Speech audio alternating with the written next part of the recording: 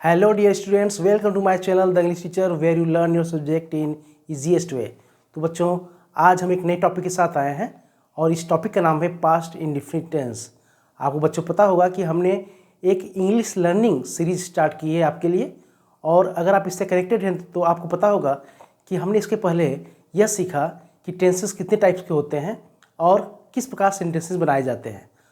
और हमने इसके पहले जो भी वीडियोस अपलोड किए हैं उसमें हमने बताया है बच्चों कि टेंसेस होते हैं 3 प्रकार के होते हैं, जिसमें से हमने फर्स्ट टेंस के 4 सब पार्ट कंप्लीट किए हैं, जिनके नाम है present indefinite, present continuous, present perfect और प्रेजेंट परफेक्ट कॉन्टिन्यूअस टेंस।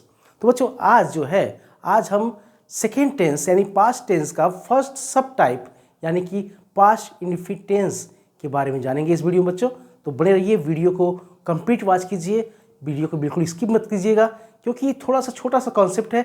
अगर इसको आप अच्छे से देखते हैं, समझते हैं, तो लाइफ लॉन्ग के लिए आपकी जो पकड़ होगी ग्रामर पर और इंग्लिश लर्निंग की जो तरकीब होगी आपको ईजिली समझ में आ जाएगी। तो बने रहिए इस वीडियो के साथ। और अगर आप नए आए हैं चैनल पर तो प्लीज़ चैनल को सब्सक्राइब कर लीजिए, ताकि नेक्स्ट जो अगली वीडियो आने वाली है उसको आप वॉच कर सकें और समझ सकें। ठीक है, तो चलते हैं। Without wasting any more time we go to the whiteboard and let's start the video. देखिए बच्चों, यहाँ पर देखिए पास्ट इंडेफिनिट टेंस, जैसा कि आपको इसके नाम से ही पता है कि past indefinite tense past tense का एक फर्स्ट सब टाइप है। तो अब हम समझेंगे कि इस टेंस की क्या पहचान है। देखिए पहचान क्या है। वाक्य के अंत में, यानी कि जो वाक्य होता है, जब ये वाक्य जब एंड होता है तो उसके अंत में या, ई, ए, खा, खी, ता, था, ती, थी आदि शब्द आते हैं। अब इसमें हम समझेंगे बच्चों कि ये जो शब्द आते हैं, अगर हम किसी एग्जाम्पल से इस बात को समझे तो हम समझेंगे इस तरह से।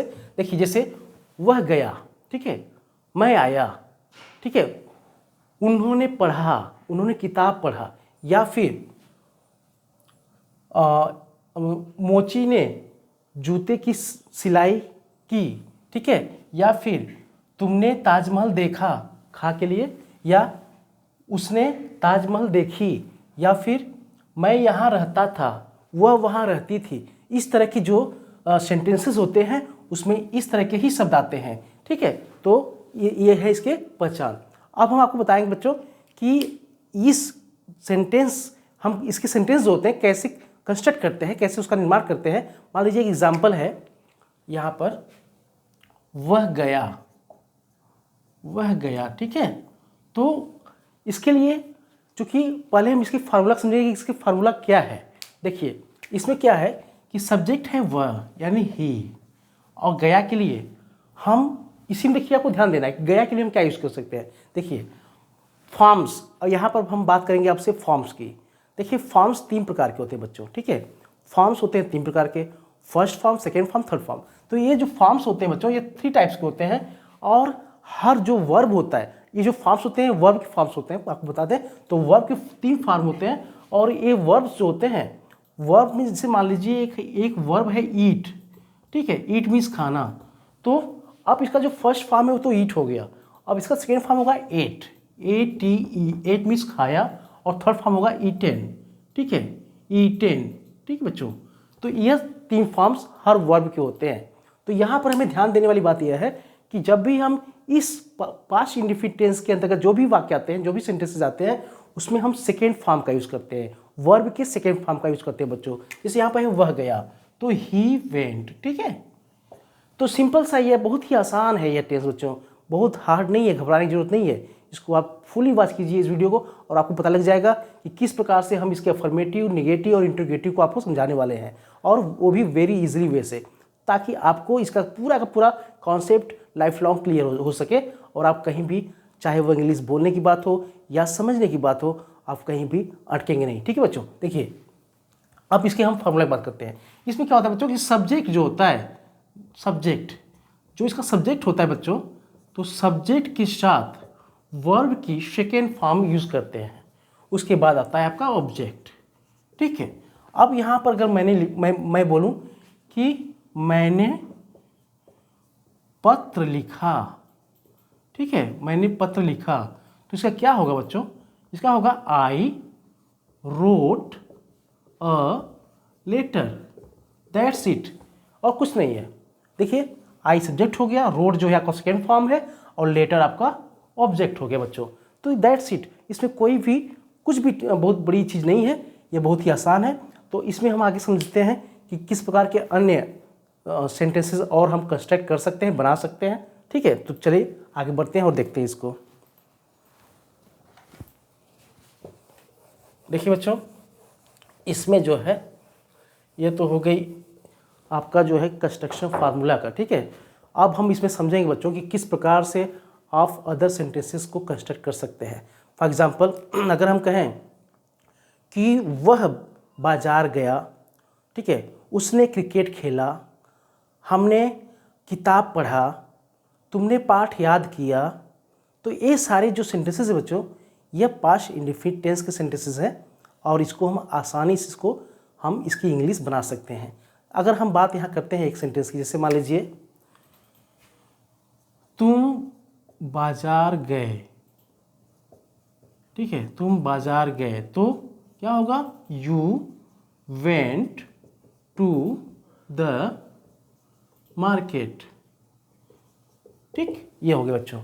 तो आपने देखा कि इसमें हर जगह जो है वर्ब का सेकेंड फॉर्म भी होता है। और एक बात और बच्चों कि यहाँ पे देखिए सब्जेक्ट में चाहे आपका सिंगुलर नंबर हो या प्लूरल नंबर हो, कहने का मतलब है कि अगर कर्ता एक वचन हो या बहुवचन हो, लेकिन हर जगह हर सेंटेंस में आपको सेकेंड फॉर्म ही यूज करना है। ठीक है, तो देखिए और भी देखिए यहाँ पे, वे मैच खेले, देखिए वे मैच खेले, तो इसका होगा दे प्लेड, प्लेड चूंकि प्ले फर्स्ट फॉर्म है और प्लेड जो है सेकेंड फॉर्म है, तो दे प्लेड द मैच। ठीक है बच्चों, अब आपके लिए हम आगे बढ़ते हैं कुछ और सेंटेंसेस को लेकर के। देखिए बच्चों, मान लीजिए हमने यहाँ पर कुछ एग्जाम्पल्स लिख रखे हैं आपके लिए। अगर हम इसमें कहें उसने कल मुझे एक पेन दिया, उसने देखिए यहाँ पर उसने कल मुझे एक पेन दिया, तो इसका क्या हो सकता है बच्चों, देखिए ध्यान से, ही दिया, यानी गिव मींस देना होता है, तो उसका फॉर्म गेव होगा, तो गेव, ही गेव, मुझे दिया, किसको, मुझे दिया है, तो he gave me a pen yesterday. ठीक है बच्चों, इसके बाद देखिए नेक्स्ट सेंटेंस आपको बताते हैं। यहाँ देखिए, मैं पिछले वर्ष इस घर में रहता था, मैं पिछले वर्ष इस घर में रहता था, तो इसका होगा बच्चों आई लिव्ड, लिव मीन्स रहना होता है और सेकेंड फॉर्म लिव्ड है, तो I lived in this house, इस घर में, इस घर का मतलब this house, in this house. ठीक है, कब रहता था, पिछले वर्ष रहता था, तो पिछले वर्ष के लिए last year, in this house last year, that's all. ठीक बच्चों, नेक्स्ट सेंटेंस देखिए, मोहन कल अपने पिता को देखने दिल्ली गया, मोहन कहाँ गया, दिल्ली गया, किसको देखने, पिता को देखने, तो क्या होगा, मोहन वेंट टू दिल्ली, किस लिए गया, देखने, तो Delhi to see his father. ठीक है, दैट्स ओवर। इसके बाद देखिए, बढ़ई ने एक कुर्सी बनाई, बढ़ई को हम कहते हैं कारपेंटर, तो क्या होगा, द कारपेंटर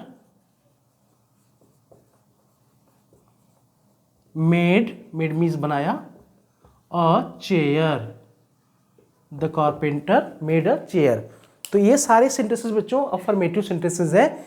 इसको हम नेगेटिव फॉर्म में कैसे समझते हैं, इसके लिए आप आगे देखते रहिए, आपको इसको भी समझा देते हैं कि किस प्रकार से हम जो सकारात्मक वाक्य हैं अगर हम उनको नेगेटिव फॉर्म में बदलें तो कैसे आप उसको बदल सकते हैं। देखिए, आपको सब कुछ अफर्मेटिव जैसा ही करना है, बस इसमें आपको क्या करना है कि डिड, जो डिड है इसमें हम यूज करते हैं डिड का। देखिए यहाँ पे क्या होता है कि सहायक क्रिया के लिए डिड का इस्तेमाल होता है, कब, जब सेंटेंसेस निगेटिव में होते हैं। कब? जब सेंटेंसेस निगेटिव में होते हैं तो हम सहायक क्रिया डिड का प्रयोग करते हैं और डिड के साथ लगाते हैं नॉट। ठीक है, डिड नॉट। अब देखिए यहाँ पर तो अफर्मेटिव इसका सब कुछ रहता है यहाँ पर कंस्ट्रक्शन, लेकिन हमको बस डिड नॉट का यूज कर देना है। जैसे मान लीजिए एग्जांपल, मैं किताब नहीं पढ़ा। ठीक है, या मैंने किताब नहीं पढ़ा। तो इसको हम अगर ट्रांसलेट करेंगे इंग्लिश में तो इसको लिखेंगे I did not read the book. ठीक है बच्चों, इस तरह से तुम नहीं कूदे तो क्या होगा? सिंपल सा, यू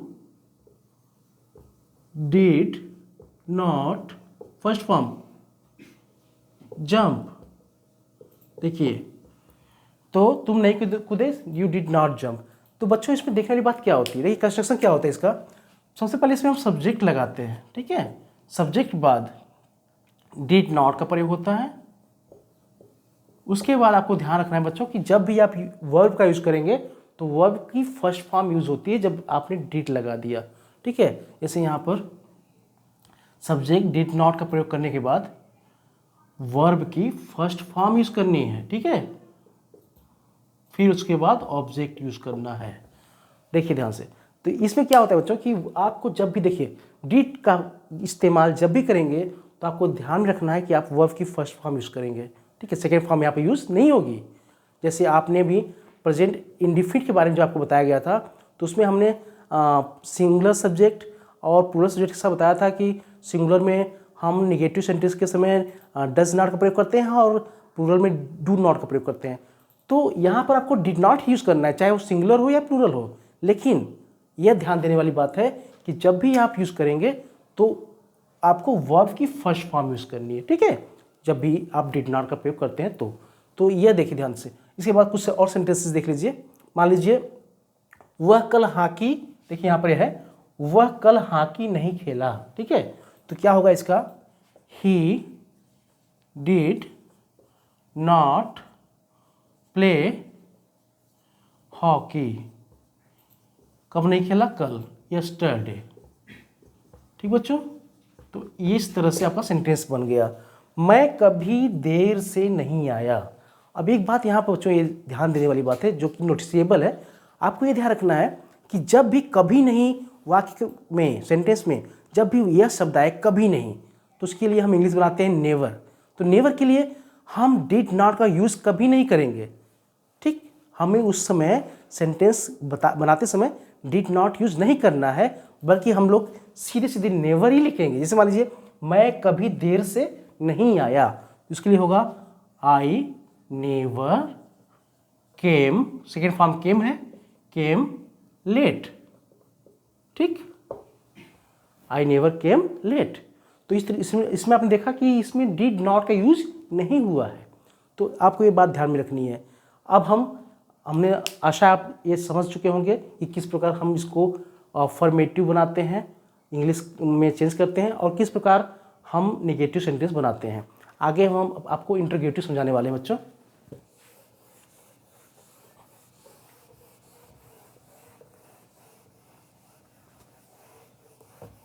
देखिए बच्चों, इसमें क्या है ना कि जब भी आप इंटरोगेटिव सेंटेंस बनाते हैं तो सिंपल सी बात है कि वाक्य के पहले अगर क्या शब्द आता है, जैसे क्या वह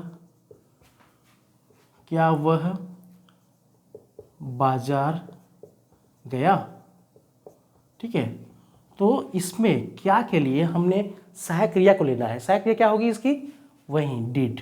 ठीक है, डिड ही। अब आपको इसमें क्या करना है? क्या सेकेंड फॉर्म को यूज करेंगे आप? नहीं, सेकेंड फॉर्म बच्चों आपको यूज नहीं करना है, आपको फर्स्ट फॉर्म यूज करना है, क्योंकि यहाँ पर डिड का प्रयोग हुआ है। तो क्या वह बाजार गया में did he go to market. ठीक, आगे एक दो सेंटेंस और चलते हैं। क्या उसने पानी पिया,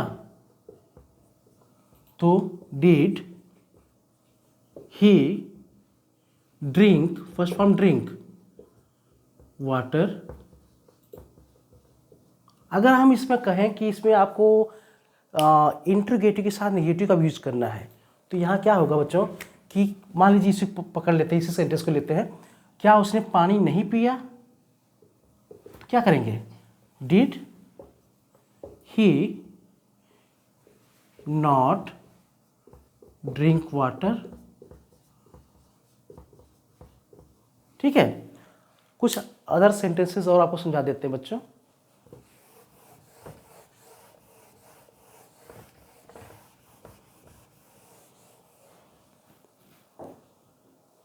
जैसे ये तो आपको क्लियर हो गया होगा बच्चों कि वाक्य के आरंभ में अगर क्या शब्द आता है तो हमने डिड लगाना है। लेकिन आपको बता दें बच्चों कि अगर वाक्य के बीच में WH फैमिली से जुड़े हुए क्वेश्चन वर्ड आते हैं, जैसे क्या, कौन, कब, कहाँ, ठीक है, मतलब how, when, where, whose, how much, ठीक है, वेयर, तो इस तरह के जैसे क्वेश्चन वर्ड आते हैं तो आपको वाक्य के बीच में आने के कारण सबसे पहले हम WH फैमिली के वर्ड्स लिखेंगे, उसके बाद हम क्या प्रयोग करेंगे बच्चों, डिड का प्रयोग करेंगे। लेकिन अगर उसमें नाउन का यूज हुआ है सेंटेंस में तो पहले नाउन लिखेंगे, उसके बाद डिड का प्रयोग होगा। ठीक है, जैसे मान लीजिए एग्जाम्पल, वह